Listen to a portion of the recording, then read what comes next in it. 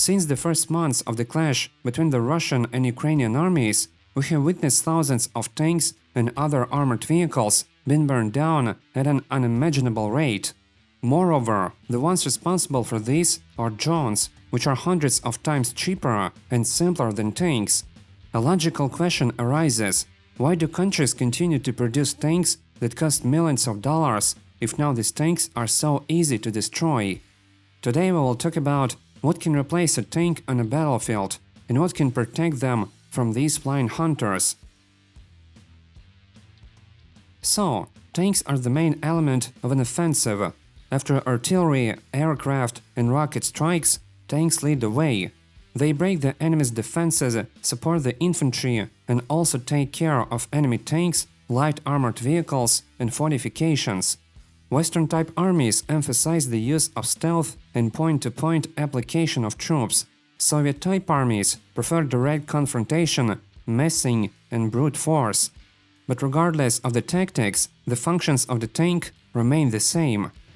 Now, what can replace it? Really, there are three options: IFVs, attack helicopters, or infantry. We surely can imagine attack helicopters leading the offensive, followed by other troops. But this won't be efficient, since a chopper is far more expensive than a tank, and isn't even nearly as armored as the latter. Moreover, a helicopter can stay on a battlefield and hold positions for long. Its fuel and ammo are extremely limited. At the same time, a tank can just dig in and hold the position however long, acting as a firing point. Replacing tanks with IFVs won't do either, as they offer far less protection. Let's imagine equipping an IFV with tank armor. As a result, we just get a tank with a weaker cannon. This means that our new upgraded IFVs will be less effective against enemy tanks and fortifications. To say nothing of more casualties in case of destruction, since there are normally 6 or 7 infantrymen inside an IFV.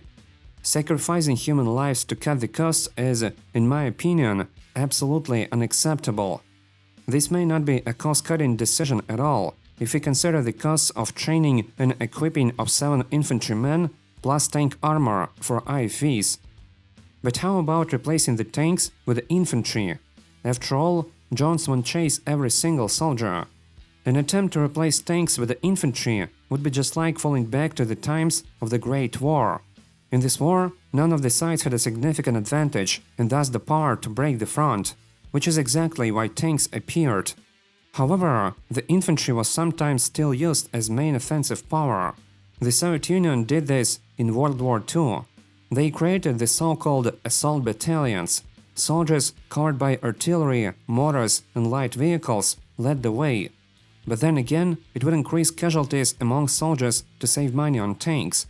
Another option is needed, and it exists. The military needs new protection for tanks that will be able to defend them from drones. Today we see the Russian army use scope cages for anti-drone defense. However, this is only one development option for the future defense all modern tanks of all the world's armies will be equipped with. There are at least 4 other promising options. First, modernization of the active protection system so that it can work in a vertical projection as well. People have managed to create a defense against missiles that travel at high speed, so it is quite realistic to create a complex of active defense against slower drones. The second option is to create a complex of drones that would cover the tank from enemy drones. Such drones already exist today.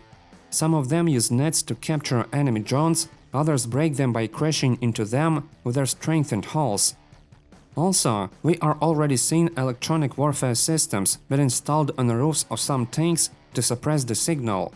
This could be an anti-drone blaster or a whole perimeter defense system. One more effective defense strategy are machine gun systems. Firearms can destroy drones quite effectively, and installing machine guns or shotguns on tanks are quite an acceptable method of defense, especially if they are combined with a target recognition system and automatic targeting. To conclude, I can say that tanks have been hit really hard, and now they are very vulnerable.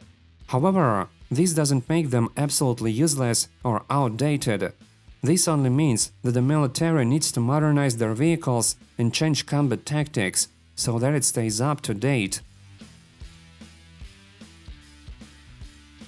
That's all for today. Thank you all for watching. Don't forget to hit the like and subscribe to the channel.